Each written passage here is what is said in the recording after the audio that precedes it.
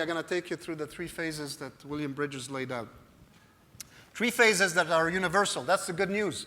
Everybody goes through these 3 phases at different paces, at different level, and different fashion. So endings are about what? Endings about loss, sadness, anger, etc. What's the biggest thing about ending? Is what? Letting go. Can I tell you a story? You like stories? Because I have a lot of stories. That's why this thing could last for 3 hours. In India, apparently, I read once that hunters would hunt monkeys. Okay? And the way they capture the monkey is kind of very ingenious. So what they would do is grab a coconut, drill a hole in the coconut, remove the stuff in there, the meat, the white meat, and put a little banana in the coconut. And then drill a hole behind the coconut there and chain it around a tree and let it lie on the ground. And the little monkey would come over, ooh, I smell the banana. Puts their hand in, grabs the banana. And now, they want to take the banana out of the coconut, but they can't because they have a fist. Right? And that's how they get captured. Most of them don't let go of the banana. Do we do this when we have change and we want to let go of something? Do we have things in our life that are they're not helping us? And we're still grabbing very tightly. Because the monkey is thinking, I have a banana. He's not thinking, I'm going to get killed. We are thinking, I've got to hold on to this habit because I feel comfortable and safe. That will get you fired. That will get you killed. Got to move on. Right?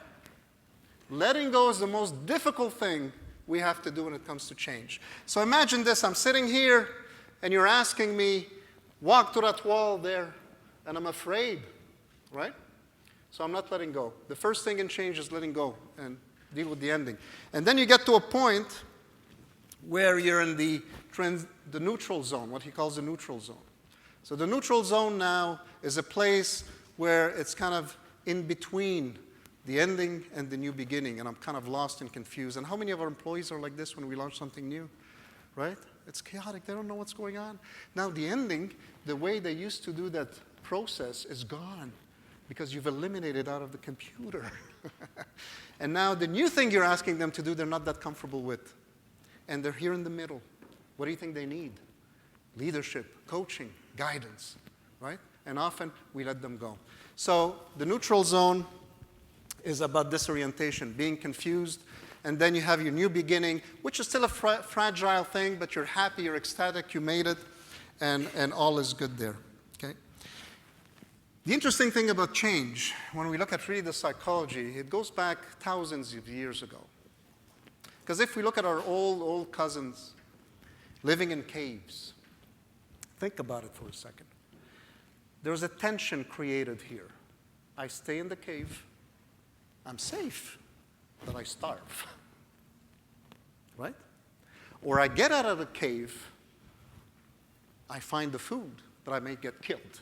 I'm not safe. When we face resistance, most often than not, is about safety, feeling danger, feeling threatened. Okay? So once we understand that this is a universal process that we all go through, thank you. We understand how to deal with it. So actually what we do sometimes with some organizations, we plot where we think everybody is. And you'd be surprised, after a year, after 6 months, some people are still in the ending, some people are still in the neutral zone, some people are in the new beginning, and some people are done with the transition and they're ready for something else. The problem with our organization, that's why in my practice I'm working a lot on the mental health with work-related, because the problem today with organizations is that there is a transition deficit. People can't keep up with the changes and the transition. Every change triggers a transition. Every change triggers a transition. And you've got to go through that, the letting go. It's very difficult.